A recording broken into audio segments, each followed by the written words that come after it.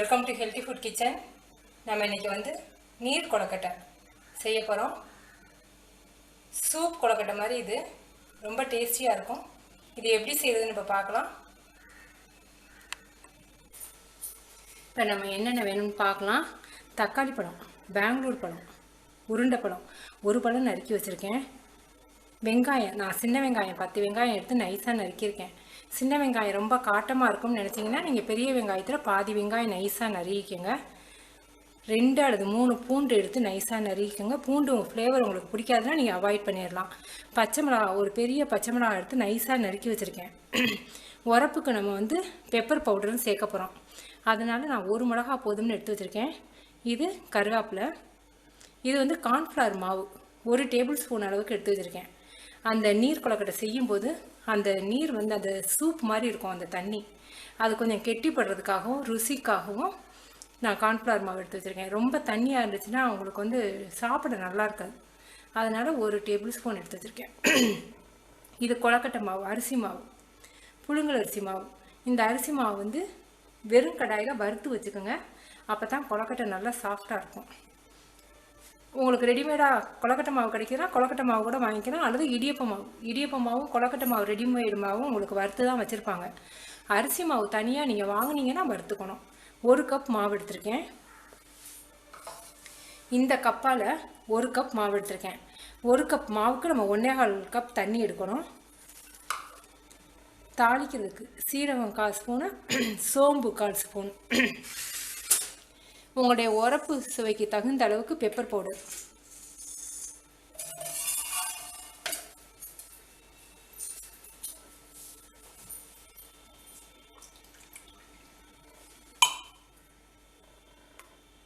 மாவு 1 கப் எடுத்துருக்கோம் இல்லையா, 1 கப் தண்ணி ஊற்றிருக்கேன்.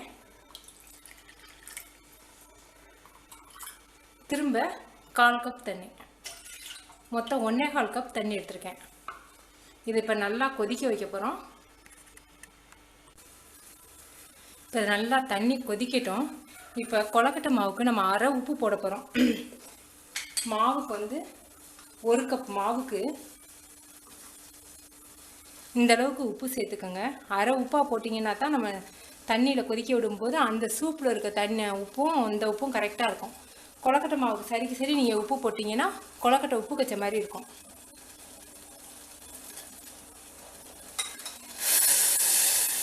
தண்ணி நல்லா கொதிக்குது. இப்போ மாவு, அதாவது கொழுக்கட்டை ட்ரை ஆகிடக்கூடாது. அதனால் அரை ஸ்பூன் நெய் ஊற்றுறேன். உங்களுக்கு நெய் ஊற்ற விருப்பம் இல்லாட்டி நீங்கள் ஆயில் ஊற்றிக்கலாம்.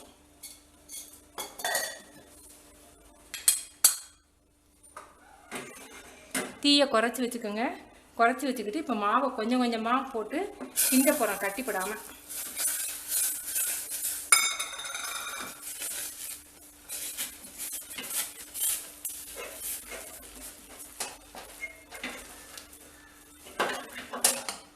போதும், அடுப்பை அமர்த்திடலாம். அடுப்பை அமர்த்திட்டேன்.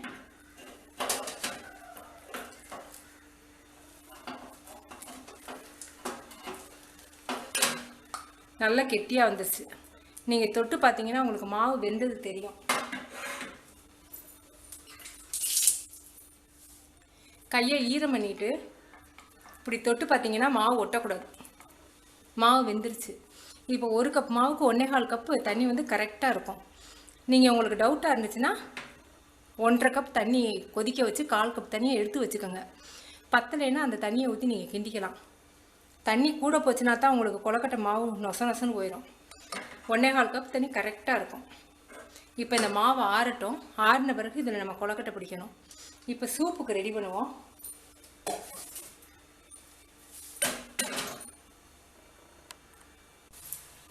இப்போ 1 டேபிள் ஸ்பூன் அளவுக்கு ஆயில் ஊற்றிருக்கேன்.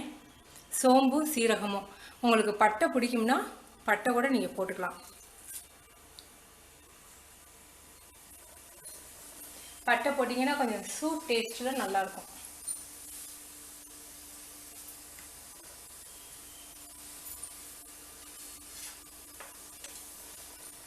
வெங்காயம், பூண்டு, பச்சை மிளகாய்,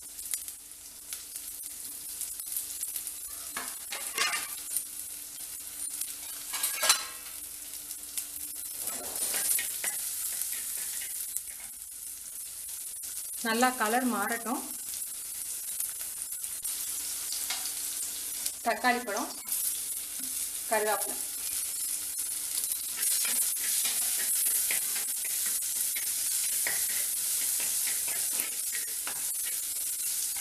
நீங்கள் குழந்தைங்களுக்கு கலர்ஃபுல்லாக வேணும்னு நினச்சிங்கன்னா கொஞ்சம் மஞ்சள்தூள் போட்டுக்கலாம். மஞ்சள்தூள் போடுறதுனால உங்களுக்கு டேஸ்ட் மாறாது. தக்காளி பழம் நல்லா வதங்கட்டும்.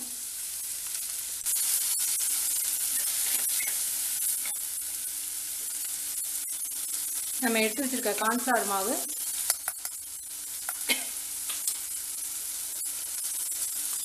கொஞ்சமாக தண்ணி ஊற்றி கலக்கிக்கங்க.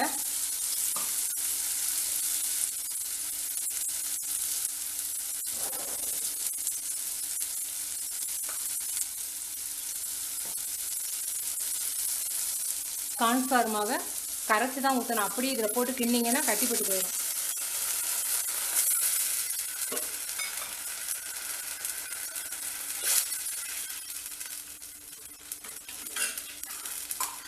நம்ம 1 கப் மாவு எடுத்துருக்கிறதுனால இன்னும் கொஞ்சம் தண்ணி ஊற்றணும்.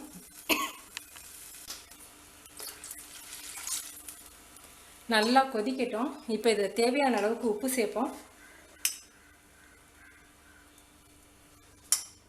நல்லா கொதிக்கட்டும். கொழுக்கட்டையை ரெடி பண்ணுவோம். நம்ம இந்த மாவை வந்து கொழுக்கட்டையை அந்த மாதிரி சின்ன சின்னமாக உருட்டிக்கங்க. நம்ம மாவு பிசையும் போது நெய் ஊற்றி இருக்கிறதுனால உங்களுக்கு கையில் ரொம்ப ஒட்டாது. அதோட மாவு வந்து பாதி வெந்த மாதிரியே இருக்கும். அதனால் உங்களுக்கு சுத்தமாக கையில் ஒட்டாது. சின்ன சின்ன கொழுக்கட்டையாக உருட்டி போட்டிங்கன்னா சாப்பிடும்போது குழந்தைங்களுக்கு வசதியாக இருக்கும். உங்களுக்கு உருட்ட சங்கடமாக இருந்துச்சுன்னா காராச்சேவு புளியிற கட்டை இருக்கு இல்லையா, அந்த கட்டையில் புழிஞ்சு லேஸ் லேஸாக சின்னமாக கத்தியில் கட் பண்ணிக்கோங்க. இந்த மாதிரி எல்லாத்தையும் நான் உருட்டிட்டு உங்களுக்கு காமிக்கிறேன்.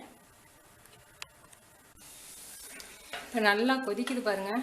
உங்கள்கிட்ட கார்ன்ஃப்ளவர் மாவு இல்லைன்னா அரிசி மாவையே கொஞ்சம் கரைச்சி ஊற்றலாம்.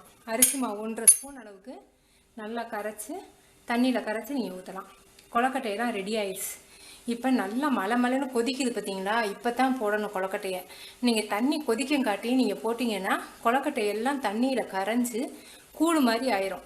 இப்போ கொதிக்கும் போது போட்டிங்கன்னா போட்ட உடனேயே உங்களுக்கு பாதி வெந்துடும். அதனால் கரையாது கொழுக்கட்டை.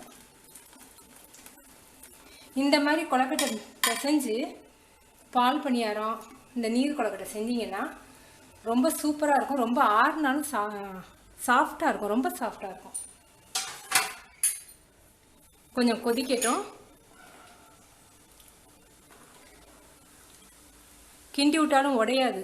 ஏன்னா நம்ம வந்து அடுப்புலேயே வச்சு மாவு கிண்டுனதுனால பாதி வெந்திருக்கும். கொஞ்சம் நல்லா வேகட்டும். ஒரு 5 நிமிஷம் கழித்து பார்ப்போம். நல்லா கொதிக்கட்டும்.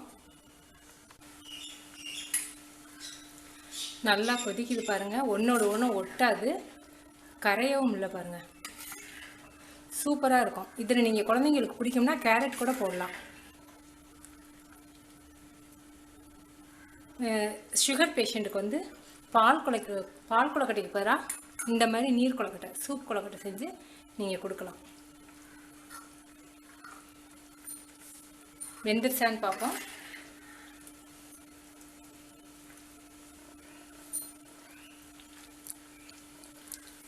இன்னும் ஒரு 5 நிமிஷம் கொதிக்கட்டும்.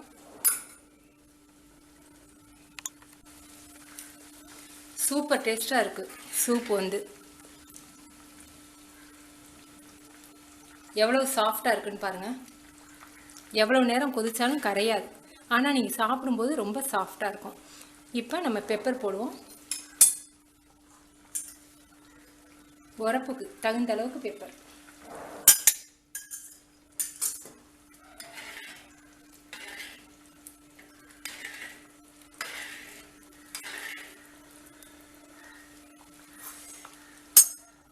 மல்லித்தலையை விட புதினா போட்டிங்கன்னா ஃப்ளேவர் ரொம்ப நல்லாயிருக்கும். குழந்தைங்க பிறக்காதபடி நல்லா நைஸாக நறுக்கி போட்டுருங்க.